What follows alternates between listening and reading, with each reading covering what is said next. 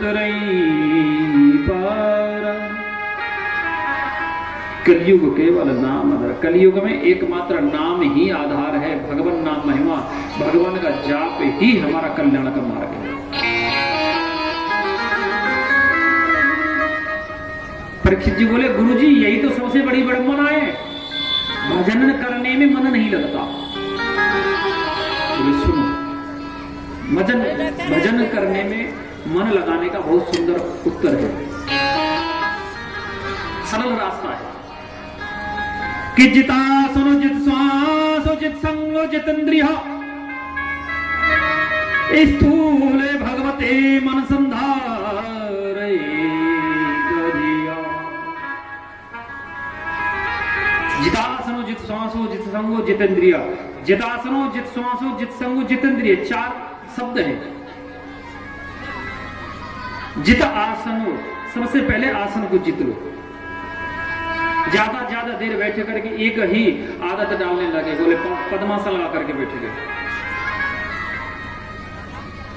जब ज्यादा देर बैठने की आदत पड़ जाती है ना, आसन को विजयी हो जाता है, तो कहते हैं जित आसनो जित श्वासो, श्वास को जीतना है। सुबह जल्दी जग करके शौच इत्यादि कर्मों से फ्री हुए, 1-2 किलोमीटर दौड़ने के लिए चले गए, घूमने के लिए चले गए, प्रभात फेरी करने चले गए, अनुलोम विलोम कपाला भारती। रामदेव बाबा नहीं कहते इस बात को, करो योग रहो निरोग।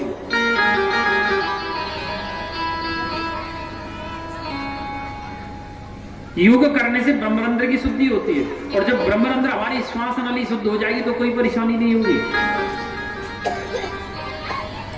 जितासनो जित श्वासो जित संगो, जब हम आसन को जीत लें, श्वास को जीत लें, तीसरी वस्तु आती है संगो, संगति को जीतना, और यही सबसे बड़ा कठिन कार्य है, इसी को जीतना। जैसे व्यक्ति की संगति करोगे ना, वैसी ही हमारी आदत पड़ जाएगी, वैसी आदत पड़ जाएगी। चोर की संगति करेंगे हम चोर बन जाएंगे, लुटेरे की संगति करेंगे हम लुटेरे बन जाएंगे, नशेड़ी की संगति करेंगे हम नशेड़ी बन जाएंगे, और एक आध्यात्मिक व्यक्ति की संगति करेंगे तो हम भी आध्यात्मिक बन जाएंगे। संगति का असर बड़ा होता है।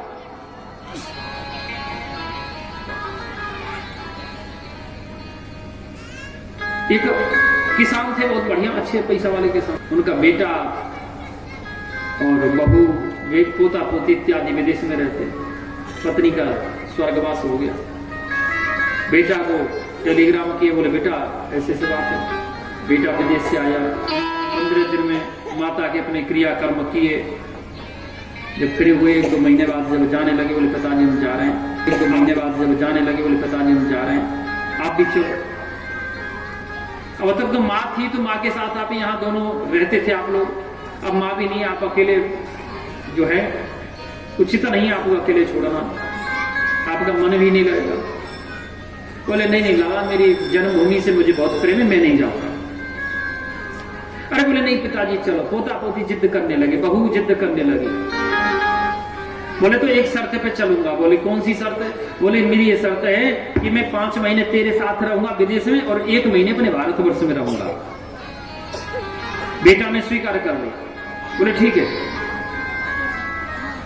5 महीने के लिए महाराज चले गए विदेश में अपने बेटा के पास और वहां से लौट के आए 1 महीने के लिए। लेकिन उनको आदत थी बड़ी विचित्र, रात को 2:30 बजे 3 बजे जग जाना, हाथ में छड़ी ले लेना और घूमने के लिए निकल जाना। 2-4-10 किलोमीटर टहल करके आते हो सुबह सुबह।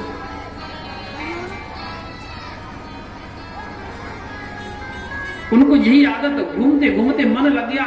मन में जंगल में सुंदर हवा चल रही थी, पक्षियों की चहचहाट थी, उनका मन लगा तो और लंबे घूमते निकल गए और देखा कि एक जंगल में, घोर जंगल में एक बट का पेड़ है, उसके ऊपर एक सुक बैठा है, तोता बैठा है। और वो लाला जी को, बूढ़ा व्यक्ति को देख करके चिल्लाने लगा, आ गया आ गया आ गया, पकड़ लो, मार दो, लूट लो, काट दो, आ गया।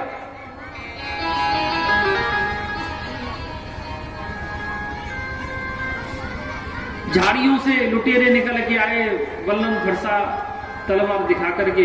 महाराज जो भी था उनके पास, सोने की छड़ी, सोने की घड़ी, सोने का चश्मा, सोने की बेल्ट, जो भी था सब छुड़ा लिया। वो तो जान बच गई, बहुत अच्छी बात है। लौट के घर आए, जैसे तैसे 1 महीना निकला।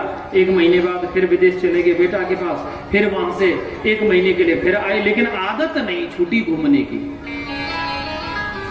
छड़ी हाथ में ले लिए, बोले इस रास्ते पे गया था, पिछली बार लुट गया था मैं, अब इस रास्ते पे जाऊंगा, दूसरे रास्ते पे चल दिया। जो दूसरे रास्ते पे गए तो वहां एक सुंदर एक बट वृक्ष है, उस पे एक सुक बैठा है। सुक व्यक्ति को, बूढ़ा व्यक्ति को देख करके चिल्लाने लगा, आइए आइए स्वागतम अतिथि देव भव, आइए स्वागतम। किसी कुटिया थी, कुटिया से जो है साधु महाराज निकल के आए। साधु महाराज ने बूढ़े व्यक्ति को देखा, स्वागत किया, बैठाए, जल पिलाए। वृद्ध आदमी बड़ा प्रसन्न हो रहा है कि देखो कितना संस्कारित होता है, कितने संस्कार है इस सुख में, कि देखते ही स्वागत करने लगा। लेकिन आज से 5 महीने पहले मैंने सुख देखा था, बड़ा दुष्ट था।